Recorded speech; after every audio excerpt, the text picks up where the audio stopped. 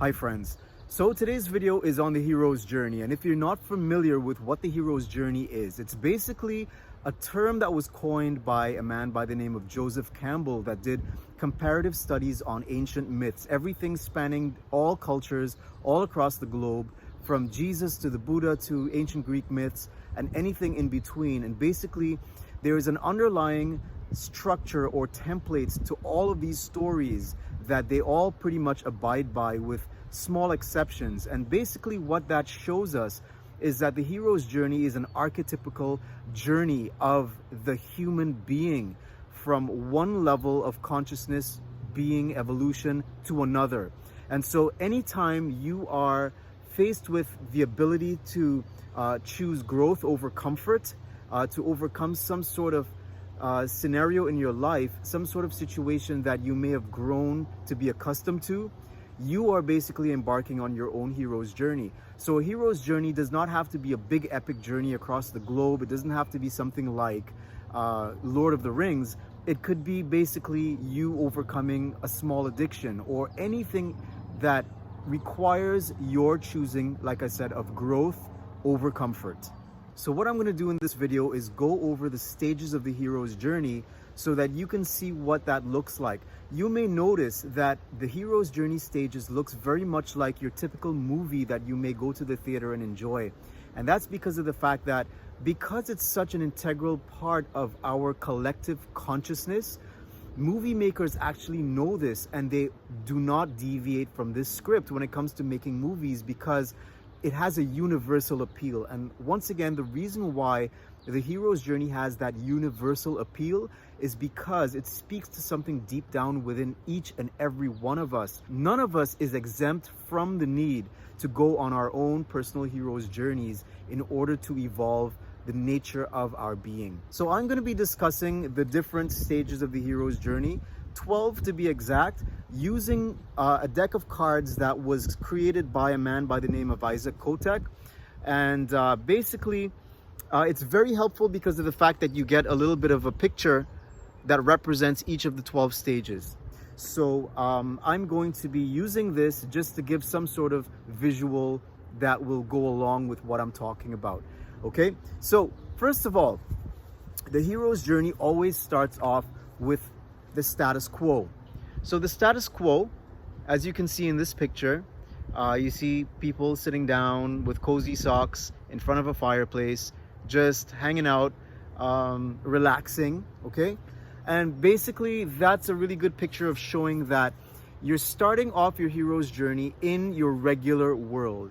The way that things have always been for a very long time. But what happens is that if you stay there for way too long, you can stagnate as a person. And that leads to things like depression and an unfulfilled life. So basically, when you find yourself in the status quo, usually it could take the form of something like an unfulfilling job or a codependent relationship. But whatever it is, there's something nagging at you. There's something about that status quo life from day to day that is not quite fulfilling. And there's some inkling within you that is telling you that there is a need for some sort of change in your life. So that brings me to the second stage in the hero's journey, which is basically sort of the initiation of the whole thing, which is the call to adventure. In this deck, it's named the call to change. And I really like the fact that the creator of the deck called it the call to change, because adventure sounds like really far-fetched for some people. It sort of conjures up the idea of going on a very long trip to Tibet or something like that. But it doesn't have to be anything that drastic. It's basically just the call to some sort of change in your life. Remember, in the status quo, you realize that there was something missing. So there is some voice, there's some sort of hint of the need to change when you are faced with this call to change. It could be a faint whisper within you. It could be a flash of intuition that is just telling you, hey, there's something that has to change here. You can't keep doing what you're doing.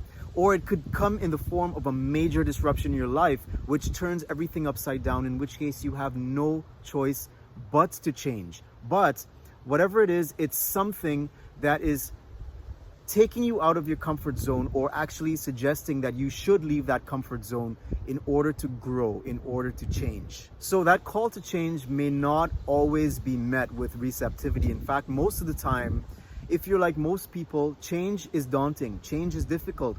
And most people, because of the nature of the status quo, it's comfortable. People don't want to be shifted out of that comfort zone. And so even though the call may come in a very small whisper or a very huge disruption or anything in between, there may be resistance or a refusal to change. But the problem with sticking with the refusal, most people's journeys end right there with the refusal. But what happens is that that can lead to boredom, depression, and a lack of purpose. Now, if you were faced with that situation where you were called to change, and you met it with a little bit of refusal at first, which is natural, hopefully you overcome that refusal and you realize that there is in fact that need for you to grow, to change, and to move on with your life in some sort of way where you embrace that disruption and that change because you know it's going to lead to something better. In which case, before you actually embark on the journey, you are at the stage where you might be gathering aid. So you see the person reaching out to another hand. That could be in the form of finding a mentor of some kind, somebody that has been through what you're about to embark upon. That could be in the form of arming yourself with knowledge, maybe taking a course or gathering a group of people that will be able to help you through what you're about to embark upon. In Joseph Campbell's Hero with a Thousand Faces, he would sort of situate this stage more in line with the idea of finding a mentor. That could be an old wise person or somebody that has, like I said, been through it. So once you've gathered that aid in the form of some sort of mentorship, you are now ready to actually start upon your journey. And this is the point at which you are going to cross the threshold into the unknown. So I love this picture because it actually shows someone walking through these large ornate gates into the beyond, which is sort of typified by this huge, seemingly insurmountable mountain that they are about to climb.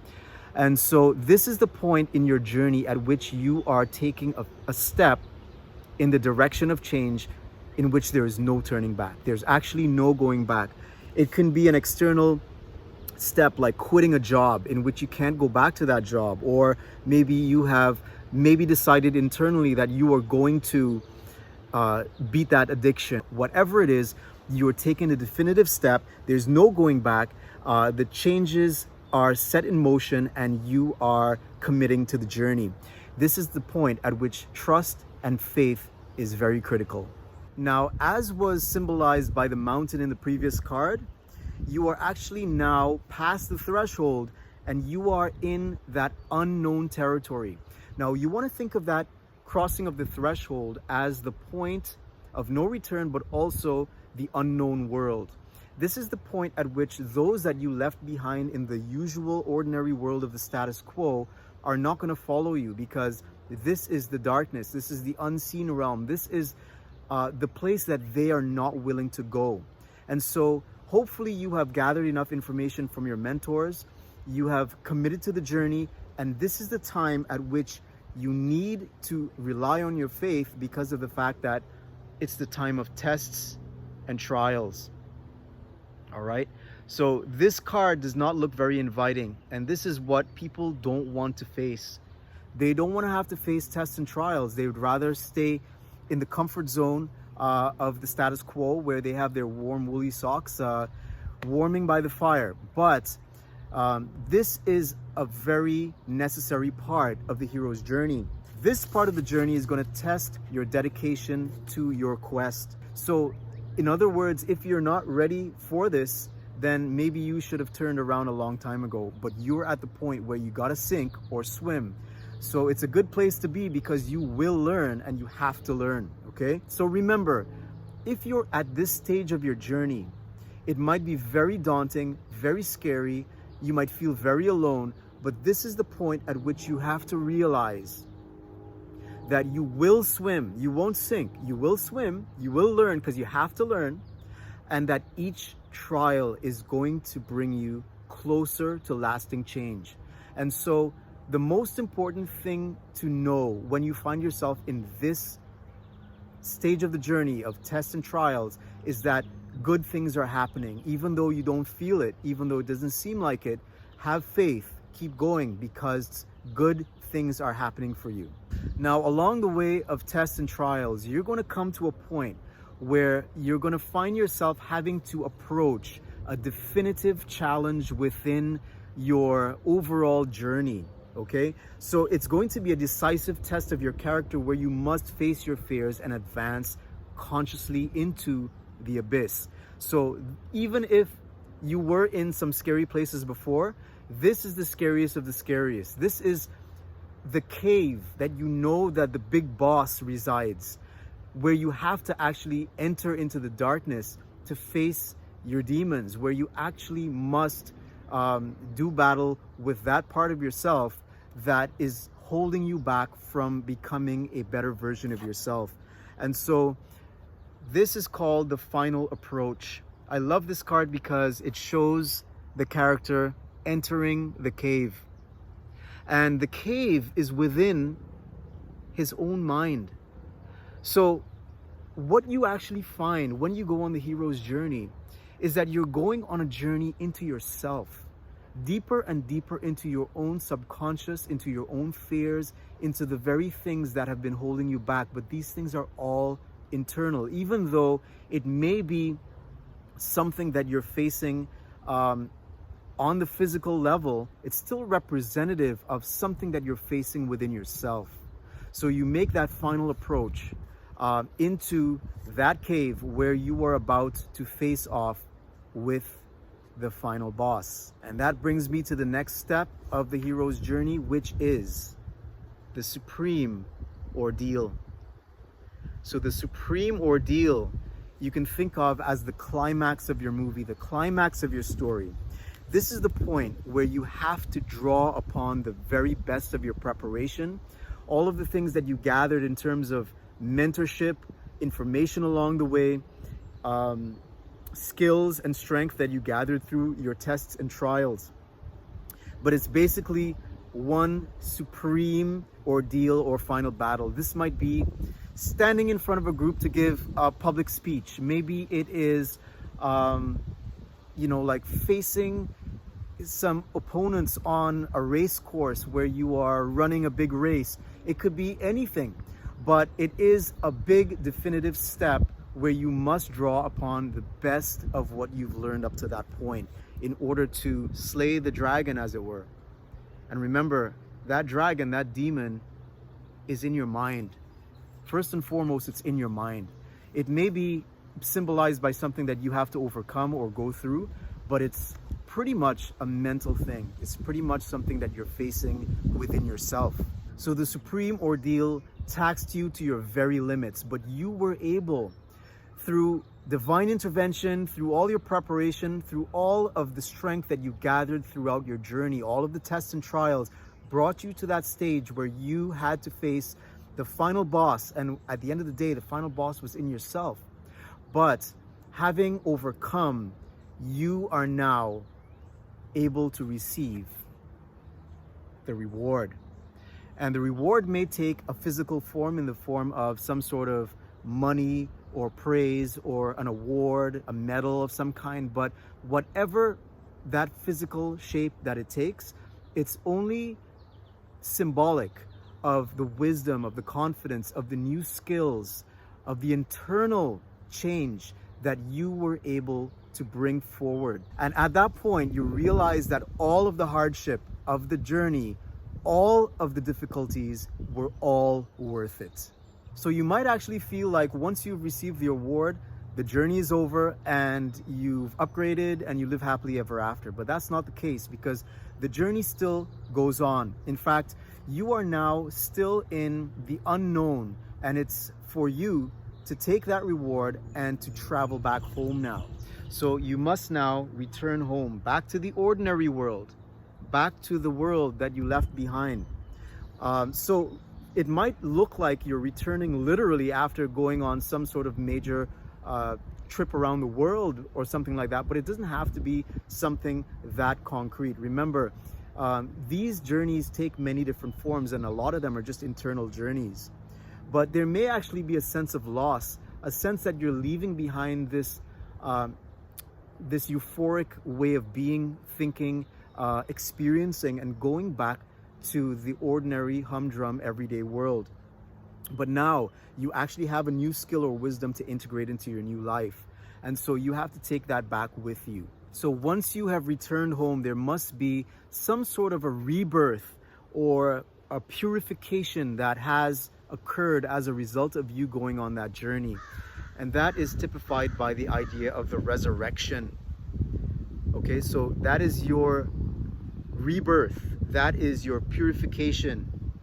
So that is where you assess the areas of your life that no longer work for you. You need to now stand true to your new version of yourself. So after having gone on that journey, many things have changed, but you now have to actually stand in that change that you've brought about in your life and not relapse. Maybe if you were kicking an addiction of some kind, you don't just relapse into the old ways. You got to let go of the old identity. So now you're a new person. You've been reborn. You have been purified. And now it is for you to integrate. You're at the point of integration. To integrate all of the lessons typified by or symbolized by the puzzle pieces coming together to form you into a whole. You realize that there is balance. There's a greater deal of balance and power. You're standing in a place of power. So this is where you find yourself at the end of your hero's journey. And the hero's journey can be seen like a huge circle, starting at the status quo where things are in the ordinary world. You see the need for change. You cross the threshold into the unknown where you have to face your demons, your trials, and all of the hardships. You receive your reward, and then you cross back into the ordinary world. You're back in the ordinary world, but this time you're bringing all of the lessons that you've learned. You've upgraded, you've learned things, you've actually learned new skills. You have new ways of thinking, more evolved ways of being. And so this is the point at which you have to really put together all of it into a new person. So you're not going back to the old ways of being, and you find yourself at a new status quo, ready to embark upon a new journey based upon whatever else has to change in your life. So there you go, guys. That is the hero's journey in a 12-step nutshell. So I'm going to go through it one more time really quickly. You start with the status quo. There's a call to change or a call to an adventure. That call might be a little bit too daunting, so you may refuse to change. And most people stay here, which leads to depression, which leads to a loss of purpose. But if you are able to overcome that refusal, then you actually decide that you're going to go on the journey. You realize that you need to gather aid along the way, so you find a mentor. That might be somebody that you know. It might be somebody that you maybe it might be reading books. It might be finding a group of people, somebody that can help you, somebody that's been there. So once you've gathered some aid, you actually embark upon the journey. You cross the first threshold. Once you cross those gates, there's no turning back. You're committed. But you realize that there are tests and trials in the form of that mountain up there. You must face the tests and trials. It's going to be scary. It's going to be daunting. If you find yourself here, you need to rely on your faith. Rely on the aid that you've been gathering before the journey started. At some point in time, you're going to have to face that large ordeal. So you're going to have to make that deliberate final approach into that cave. Remember, it's all in the mind, guys. It's all in the mind. At that point in time, you face the supreme ordeal, remembering that this is an aspect of yourself. This is a shadow aspect of you that you must overcome in order to level up. It may be symbolized by something in the concrete material world, but at the end of the day, it's an aspect of you. You gain the reward. So you actually gain new skills, new abilities, new ways of thinking and being. And then it's a return home. You start going back You leave the unseen realm and you're going back to the familiar. However, you are a new, reborn, and purified person with the need to integrate your lessons into your new way of being. There's no going back. You've leveled up and you're now at a new status quo. But you don't want to stay here too long, because there might be another journey that's beckoning, that's calling you to grow even more. Anyhow, I hope you found this video helpful. If you did, hit the like button, subscribe for more videos like this, and I'll see you in the next video.